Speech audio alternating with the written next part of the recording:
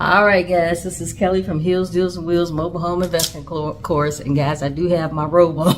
I'll tell you what, guys, I'm out here in Texas, and we had a little blizzard out here, and we're not used to blizzards, guys. It was a small blizzard, nothing to write home about. I'm originally from Detroit, Michigan, so ain't no blizzard that Texas can have that really can affect me. But anyway, to make a long story short, we're going to be talking about this particular video.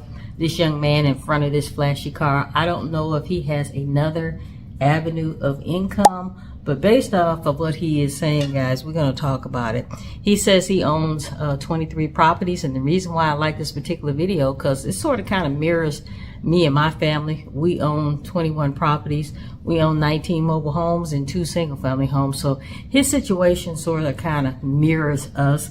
And what I like is when people get on social media and they say they own 23 properties. Okay, do you really own 23 properties if you have a mortgage on it?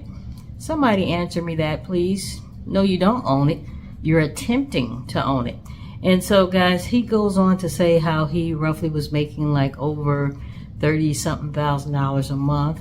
How can you really say you're making a profit if you do not own the homes? Okay, just like, guys, I teach you in my course how to use business lines of credit and business credit cards.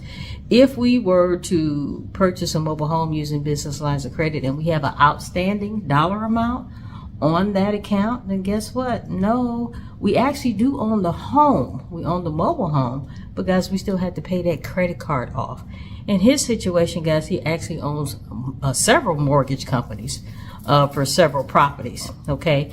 And that's what I teach you in the course, guys. You can buy a mobile home for the fraction of the cost of what he is paying for his properties, I'm sure, unless he got those properties from an auction.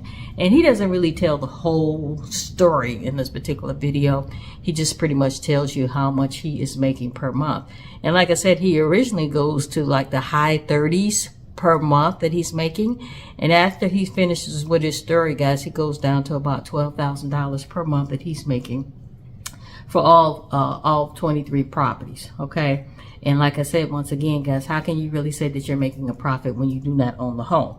So we're gonna break out our calculator and we're gonna figure out how much he is making per him. Okay, because I don't see how you're claiming you're making anything and you owe the mortgage company. Okay, so you might be charging the tenant, who's probably a regular tenant, a little bit more money, and maybe in that aspect that's how you think that, you know, you're getting ahead of the game, but are you really?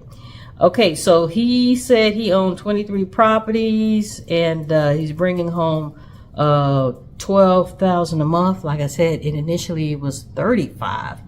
I think it was about 35,000 that he was saying he was making. So for each property, he's roughly making $521.73 for each and every property, which is pretty good for a single family home. However, guys, why would you purchase a single family home when, if you watch any of my videos, guys, we make anywhere between $600 to $1,900 in our pockets after the lot rent has been paid? And we have only paid a fraction of the price that I'm sure this gentleman paid for his single family homes. Our most expensive mobile home was $20,000, but our sweet spot, especially during the pandemic, was $15,000. We actually got 5 free mobile homes. And guys, that was back in the day when we first started mobile home investing. We didn't know what to do with the mobile homes, so we wind up wholesaling all 5 of them. We are so glad that we actually wholesaled one of those mobile homes, is because basically, guys, when it got to its destination, the roof was destroyed.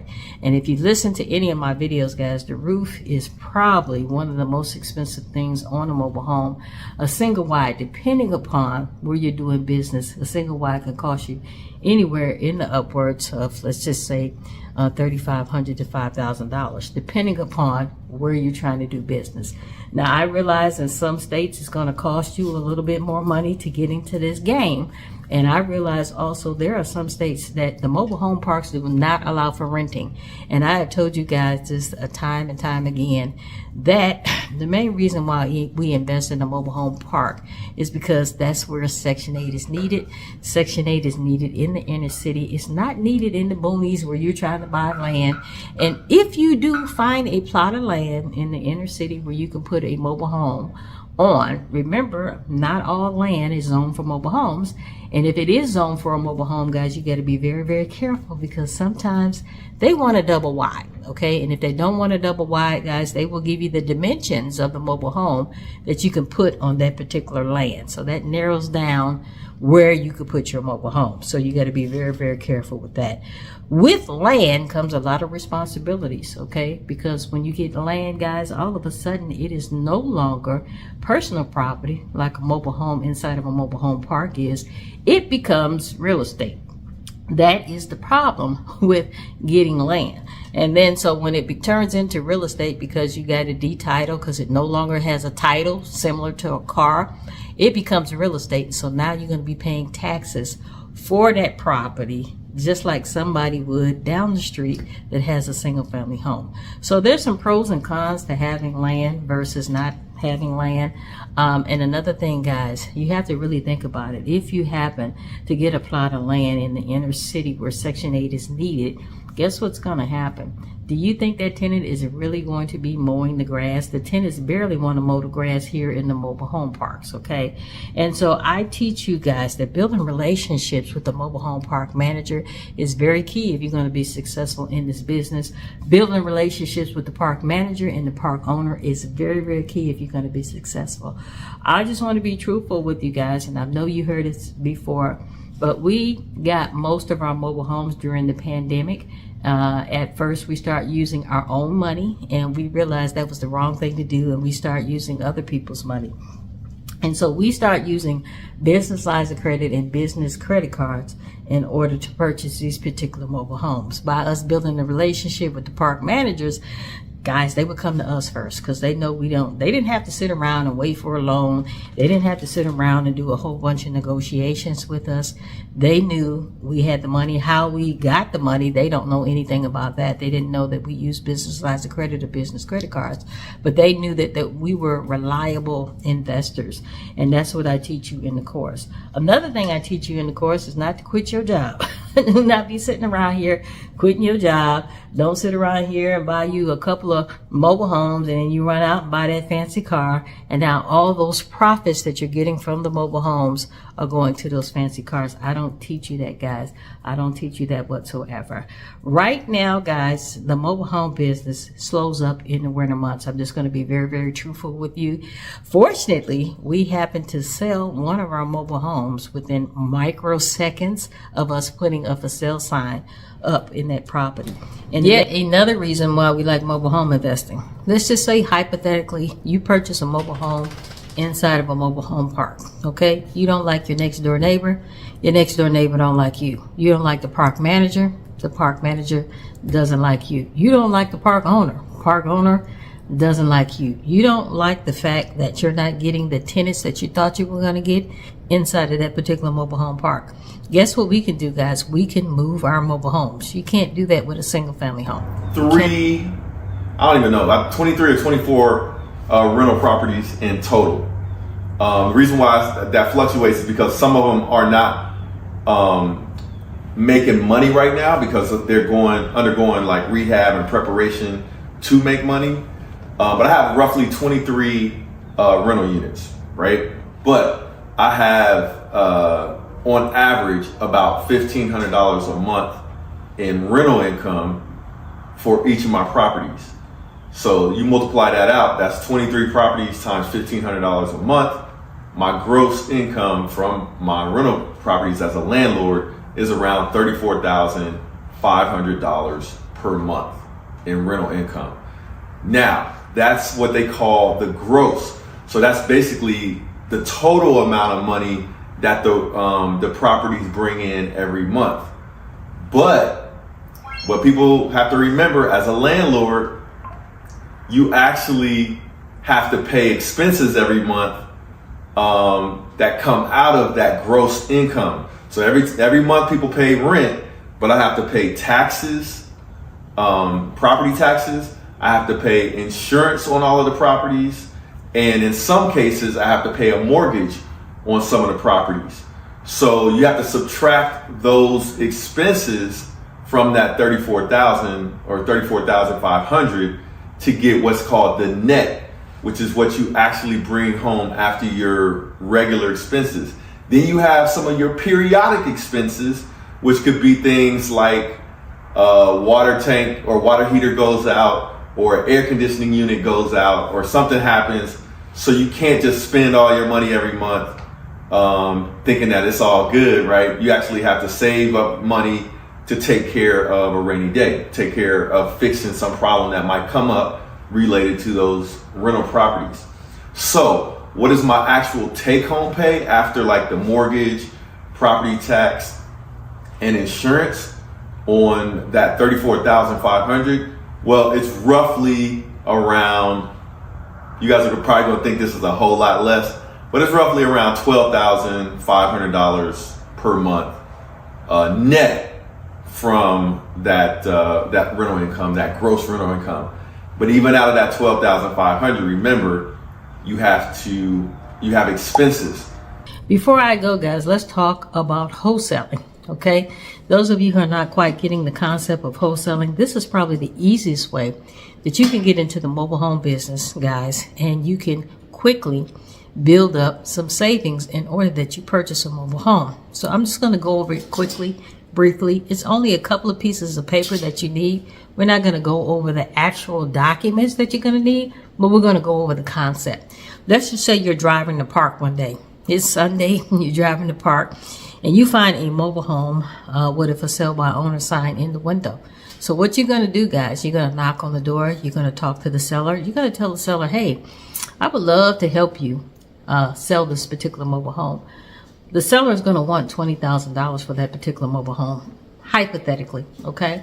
You're going to talk the seller down to $15,000. You're going to go around the house and you're going to explain to them why you can't give them $20,000 for this particular property.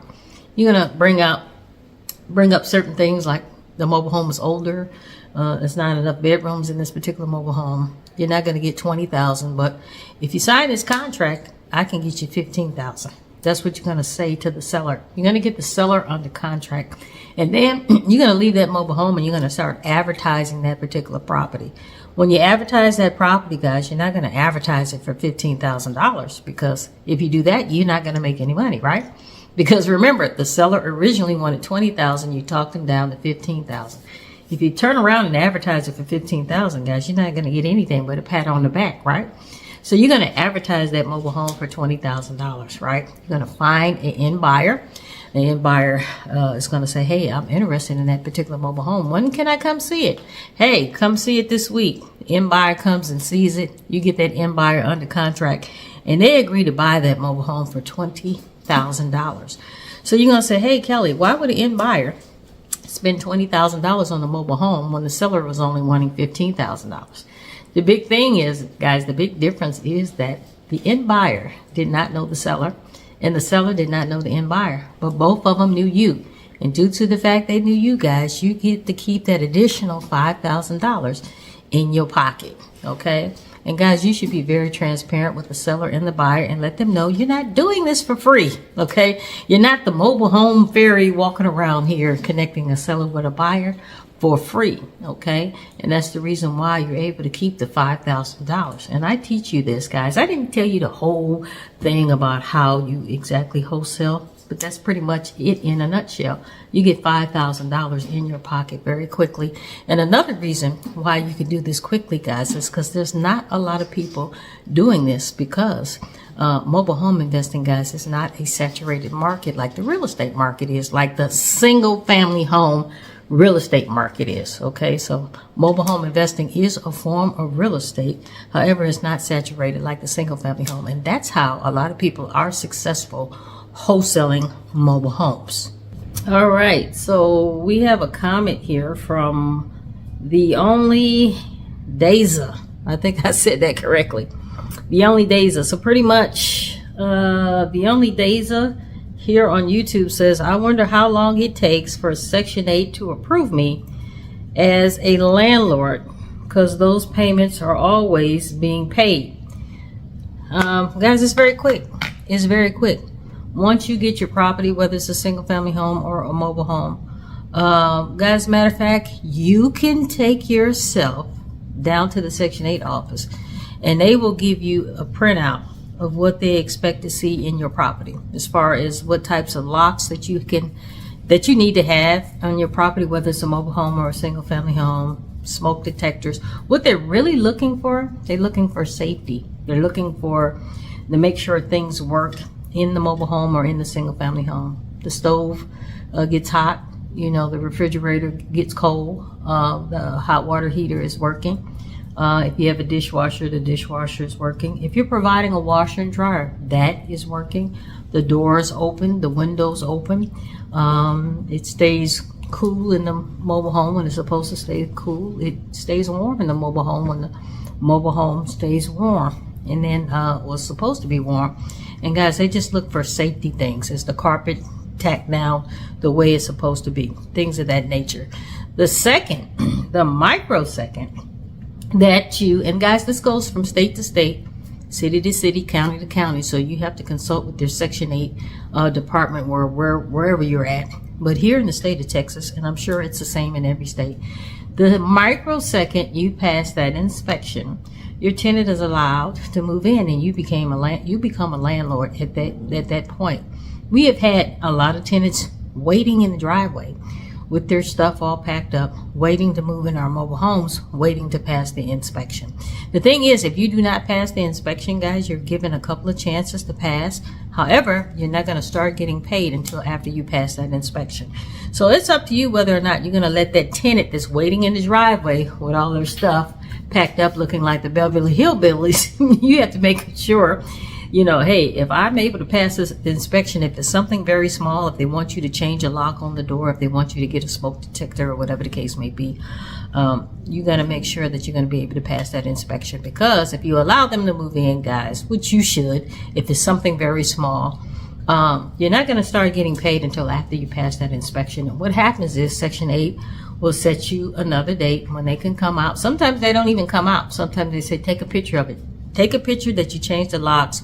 Take a picture that you install the smoke detector I told you to install. Send it to me, and then you pass. That microsecond, you're going to start to get paid from Section 8. That's another reason why we like dealing with Section 8. All right, guys, we are going to answer a couple of questions before I go. This one here says, how much money do you need to start investing in mobile homes? Guys, that would really depend upon where you're trying to do business. Okay. Because we all know that, it is more expensive to invest in other places than it is in some other places. The best way to figure out how much money you're going to need is if you go to Facebook Marketplace and you put in the area that you're trying to do business in, and then you turn around and put in used mobile homes. And then that will give you some kind of idea of how much a used mobile home will cost. Okay. However, that guys using that technique, remember, just because somebody puts down, they want $20,000, $25,000, $30,000 for a mobile home. Number one, guys, it is the winter months. Ain't nobody trying to pay those dollar amounts. And people know that people, and when I'm talking about people, I'm talking about the sellers know that people, the average person has spent all of their money, guys, on these Christmas gifts and on Thanksgiving and all these other holidays. And they know a lot of people are strapped for cash. So pretty much they're not going to let you walk away, guys. So you need to be trying to negotiate that price down as low as possible. Okay. So let's see what another question is. It says, is it better to fix and flip or rent out the mobile homes? Guys, I have said this time and time again, you have to figure out what exit strategy is for you. Now, if you are trying to fix and flip and you don't have a handyman, you don't have a contractor, you don't have an electrician, you don't have a plumber, of course, guys, fixing and flipping doesn't sound like that's for you. To me, when we rent our properties out, guys, you have seen our properties. Our properties are newer model mobile homes. Guys, all we really had to do is pretty much sweep them out and do some touch-up paint and call it a day.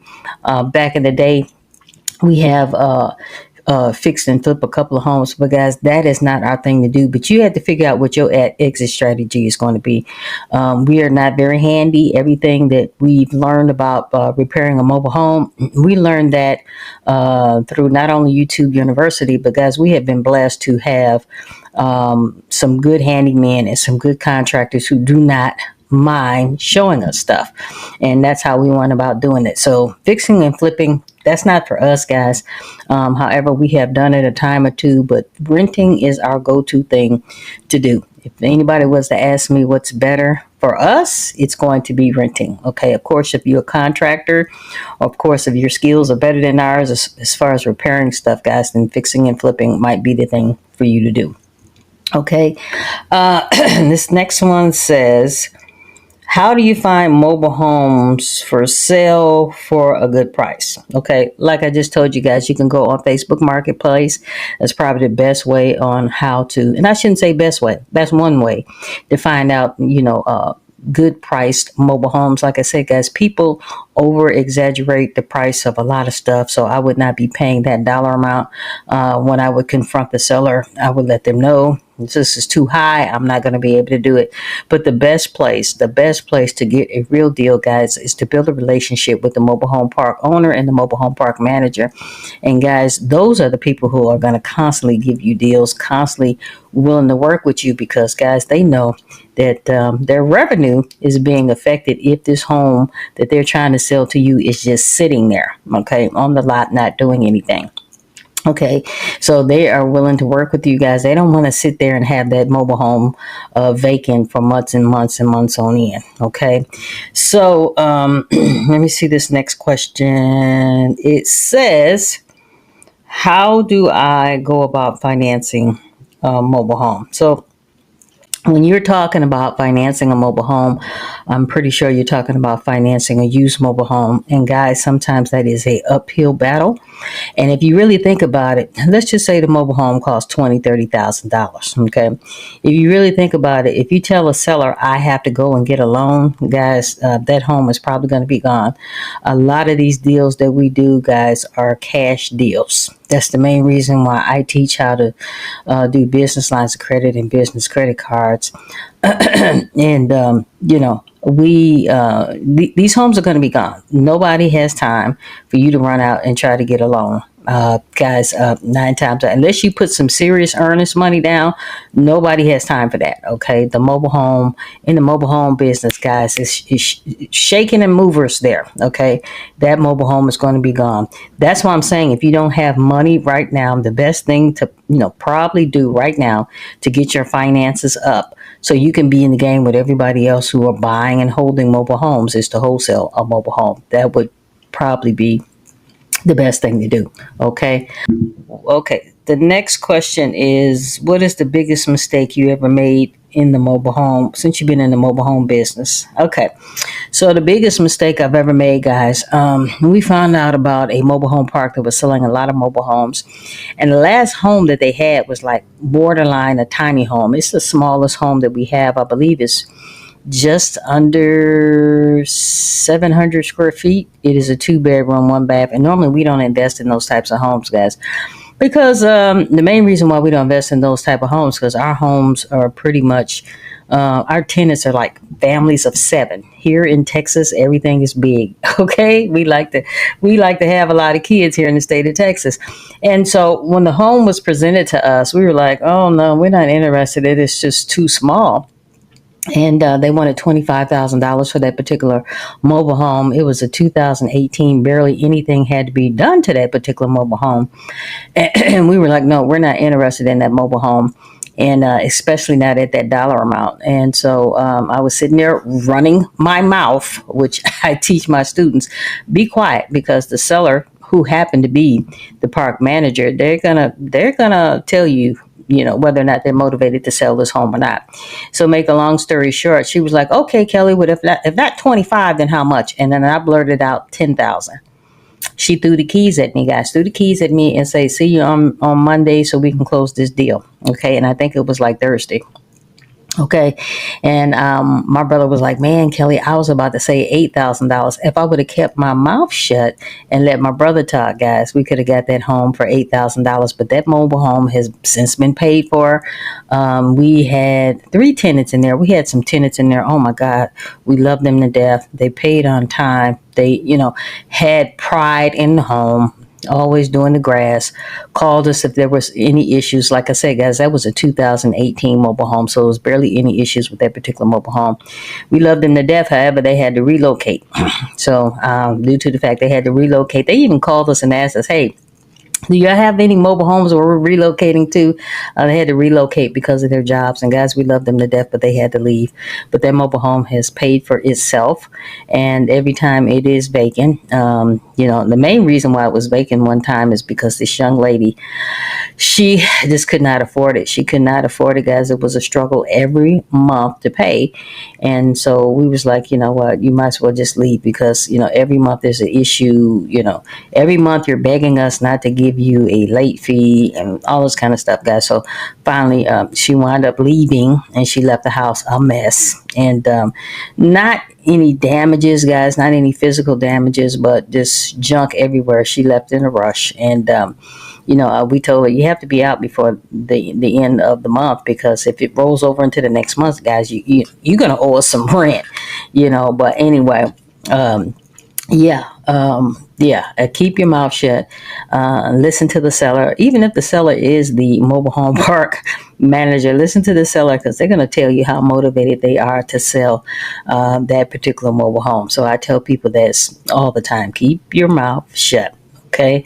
All right. This next one says, do you need a real estate license in order to be in the mobile home business? Absolutely not. Guys, I am licensed. My brother is not licensed, but I am not a licensed realtor. Okay. I could not sell a home to somebody if somebody paid me. Okay. I wouldn't even know the first step on how to go about doing that. So the license, depending upon what state you're trying to do business in, is called something different. In the state of Texas, they call it a RBI license. I am licensed as a retailer, a broker, and installer. So basically, in a nutshell, I can broker a deal. If somebody is trying to, buy a mobile home or sell a mobile home, I can broker that deal. Okay. And then the retailers, I'm able to buy and sell mobile homes. And then the installer's license, I'm able to install a mobile home as well, oversee the installation of a mobile home. So you have to figure out what the name is. You can contact the state, whoever regulates. It should be the HUD office, whoever regulates mobile homes wherever you are trying to do business. And you can contact them and ask them what the name of the license is. If you are trying to wholesale, guys, you don't need a license. You do not need a license. However, if you're trying to buy and hold a mobile home, you're trying to buy it, have it in your name or your business name, you're trying to rent it out, you're trying to fix and flip it, it's going to be in your name or your business name for a little bit. Guys, in some states, you are going to need a license. Now, in some states, depending upon the state, guys, it'll pretty much map it out, tell you how many mobile homes you can buy per state. Matter of fact, do a Google search. How many mobile homes can I buy, per year for the state of, let's just say, Illinois, without having a license? And you put that in, and guys, it will pop up. It will show you how many, mobile homes you can purchase. Some states don't have a cap whatsoever on how many mobile homes that you can buy without a license, and then some states do. Here in the state of Texas, you can only buy one mobile home without having a license. In the state of California, you can't buy any homes, and in the state of California, you have to be licensed. The thing about the license is that in some states, depending upon where you're trying to get the license, sometimes it is open book. Sometimes they don't even ask you to take a test. Sometimes they ask you to fill out an application and pay some money, and voila, you get to be licensed. Okay. But it's not a realtor. You don't have a realtor's license. Like I said, the name is different from state to state. So you're going to have to do a Google search, guys. I can't sit up here and name off all the states what it's called. It just would depend, the state, from state to state. Okay. All right. Next question. It says here, how do you determine the value of a mobile home? Well, that is an interesting question. The value of the mobile home, guys. Let's just say you're driving the park, you see a mobile home that's for sale. Let's just say it's a 2-bedroom, 1 bath. One way you can go about doing it, guys, you can go on Facebook Marketplace and you can see what other 2-bedroom, 1 baths have sold for in that particular area. That's one way you can do it. You can also, if you have a good relationship with that park manager, you can ask the park manager, hey, has any 2 bedroom, 1 bath sold in this particular park? How much, does that cost? And then, guys, it's all about once you get into the mobile home business, guys, it's going to become like second nature. How much you're going to pay for a mobile home based upon how many mobile homes you previously dealt with. Okay. And that's that. There's no, people always say there's like a blue book that you can look up and all this kind of stuff, guys. Those things are unreliable because if there's really a blue book, okay, that blue book would be true across all states. And it's not, that's not how it works, guys, because a 2 bedroom, 1 bath here in the state of Texas is going to be worth a lot less than a 2 bedroom, 1 bath in the state of California or Arizona or Florida, whatever the case may be. So I don't trust those blue books, guys. I don't trust those type of blue books. That, to me, that's a waste of time. All you have to do is make sure you're comparing apples to apples, oranges to oranges, especially if a mobile home similar to that in that same year, roughly about, has sold in that particular park. That's probably the best way to do it, or go on Facebook Marketplace and see what they're selling for in that particular area. Of course, you have to figure out, do the appliances stay? Okay, or do the appliances go? Then you have to start subtracting and adding. You just tell the seller, you can't get this dollar amount because the stove and refrigerator is going. You don't have central air. The lot rent is correct. The lot rent can also affect the price as well. So that's another thing that you have to think about. All right, so let's get on with the next question. Next question is, do you have to have an inspection for a used mobile home? That question would depend as well.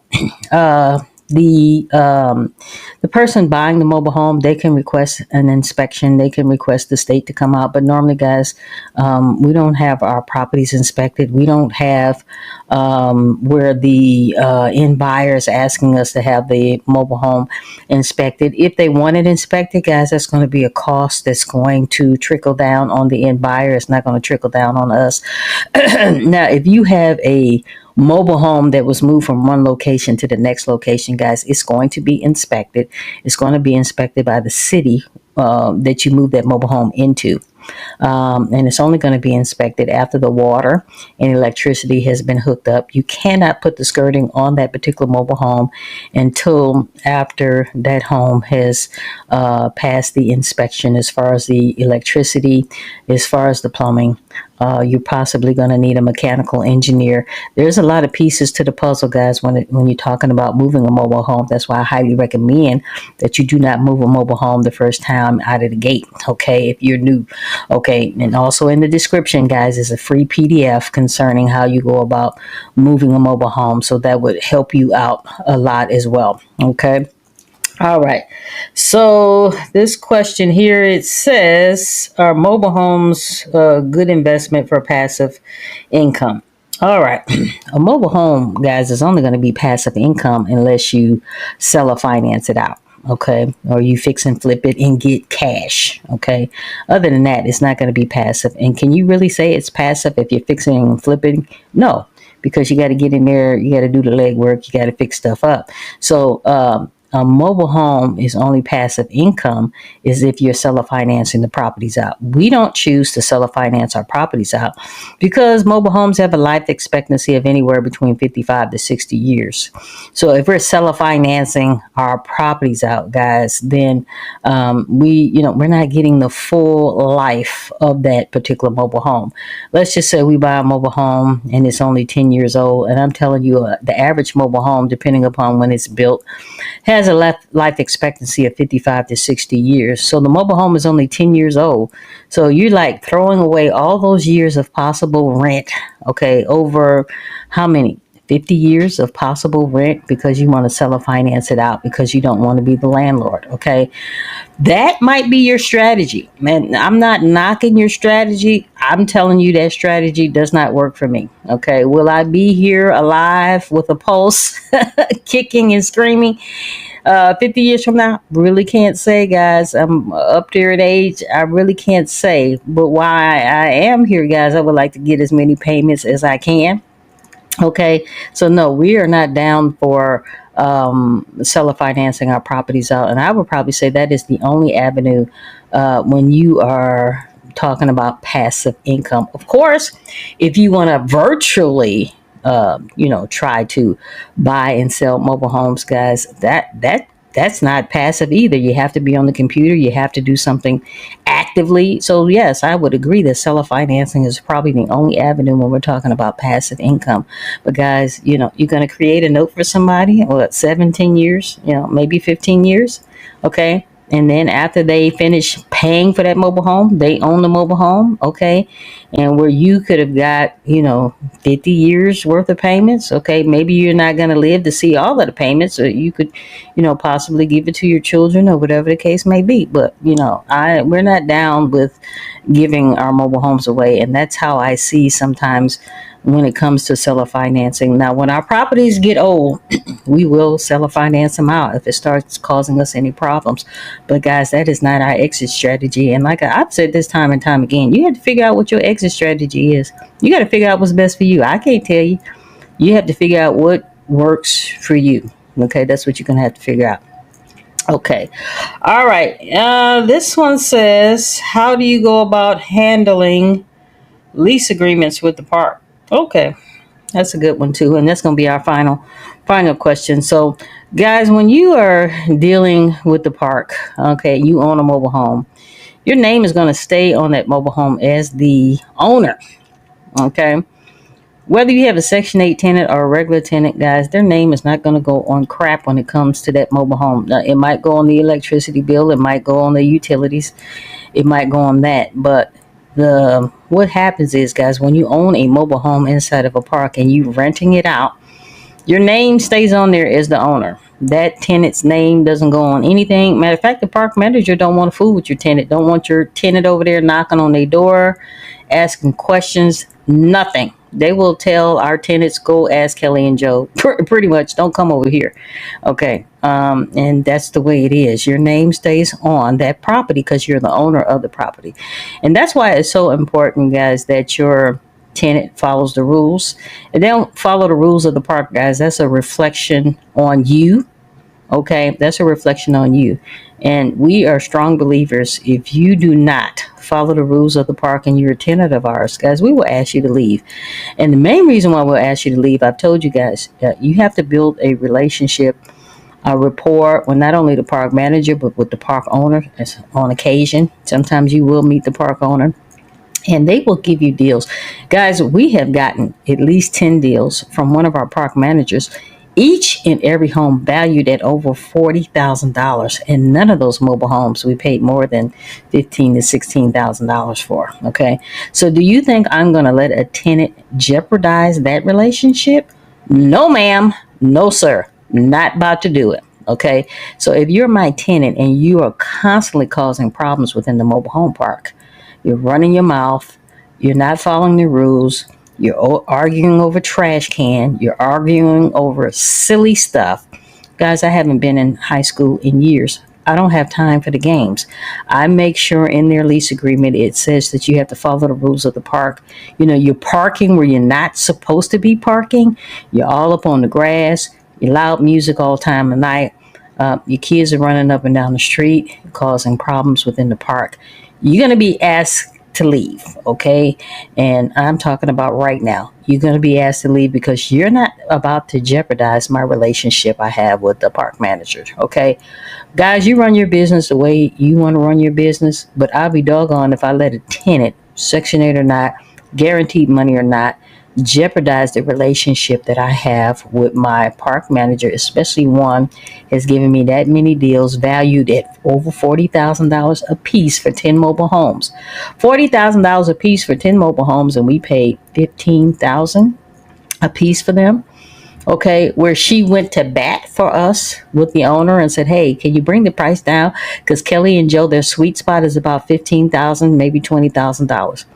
If she has gone to bat for me, and she is calling me, telling me, hey, your tenant is causing problems. Guys, I'm hanging up on her so fast and I'm getting on my tenants behind. No, you can no longer apologize. We have gone past the apology stage. It is time for you to pack your shit and get out. Okay? And excuse my French. And that's how serious I am about that. And matter of fact, guys, I video recorded part of my tenant moving out. And I sent part of that video to my park manager. Okay? You no longer have an issue with her. Next. Okay, I'm serious about that. I do not play games when it comes to my park managers. There's not one park manager that doesn't know that Kelly and Joe Harden, we do not play when it comes to our park managers because of the deals that we have. And guys, you too should, try to build a relationship with them. Your tenant should really be secondary. But like I said, you have to run your business the way you want to run it. All right. So, guys, that's it for the questions. This is Kelly from Hills, Deals, and Wheels Mobile Home Investing Course. You can contact me at 800-974-5580, and we could do a free one-on-one 30-minute Zoom. All right. I'll talk to you guys soon.